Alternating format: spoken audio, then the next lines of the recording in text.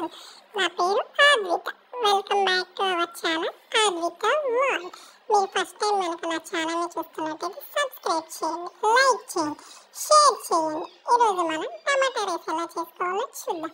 ముందుగా పావు కేజీ టమాటాలు తీసుకొని పెద్ద ముక్కలుగా కట్ చేసుకొని మిక్సీలో వేసుకొని మెత్తని పేస్ట్లా గ్రైండ్ చేసుకున్నాం. ఆ తర్వాత పొయ్యి మీద కడాయి పెట్టుకొని అందులో 2-3 టేబుల్ స్పూన్లు గీ వేసుకున్నాం. 3 టేబుల్ స్పూన్స్ ఆయిల్ వేసుకొని బాగా హీట్ అవ్వనివ్వాలి.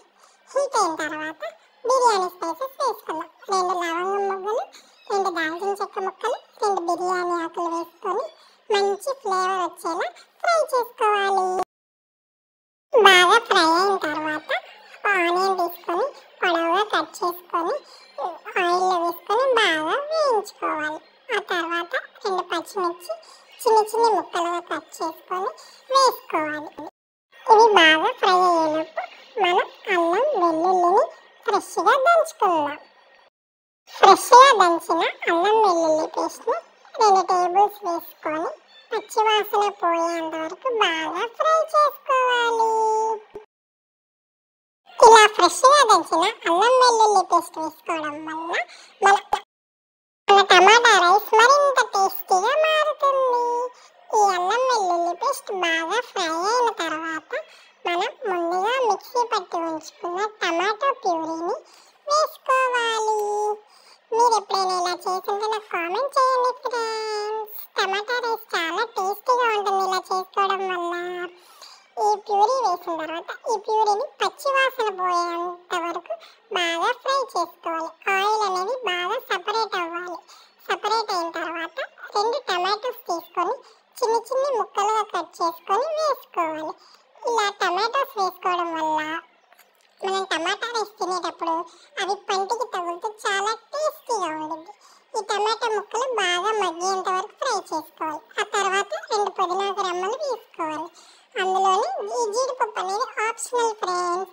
4 జీడిపప్పు ముక్కలు వేసుకొని అవి కొంచెం ఫ్రై అయిన తర్వాత మన టేస్ట్కి తగినంత సాల్ట్ వేసుకోవాలి. తర్వాత 1/2 టేబుల్ స్పూన్ పసుపు, మనకి రుచికి సరిపడా కారం వేసుకొని ఆ కారం పొడి పచ్చివాసన పోయేంత వరకు మనం బాగా ఫ్రై చేసుకోవాలి. ఆ తర్వాత ఒక 1/2 టేబుల్ స్పూన్ ధనియాల పొడి వేసుకొని మంచి ఫ్లేవర్ వచ్చేంత వరకు ఫ్రై చేసుకోవాలి. ఇదంతా బాగా ఫ్రై అయ్యి కొంచెం ఆయిల్ పైకి తేలుతుండగా మనం ముందుగా వండి పెట్టుకున్న సోనా మసూరి రైస్ని వేసుకోవాలి. మీరు సోనా మసూరి రైస్ అయినా వేసుకోవచ్చు, లేదంటే బాస్మతి రైస్ అయినా వేసుకోవచ్చు ఫ్రెండ్స్. లేదా ఇంట్లో మిగిలిపోయి చెద్దన్న ఉంటే దాంతో అయినా చేసుకుని హాయిగా తినొచ్చు ఫ్రెండ్స్. ఇదంతా బాగా కలిసేంత వరకు కలుపుకోవాలి.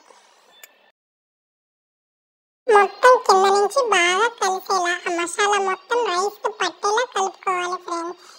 ఈ స్టేజ్లో వచ్చేలా కలుపుకోవాలి. బాగా మొత్తం కలుపుకున్న తర్వాత కొంచెం ఆ రైస్ని ఫ్రై అవనిస్తే కొంచెం వేడిగా తింటాం కదా, చాలా బాగుంటుంది.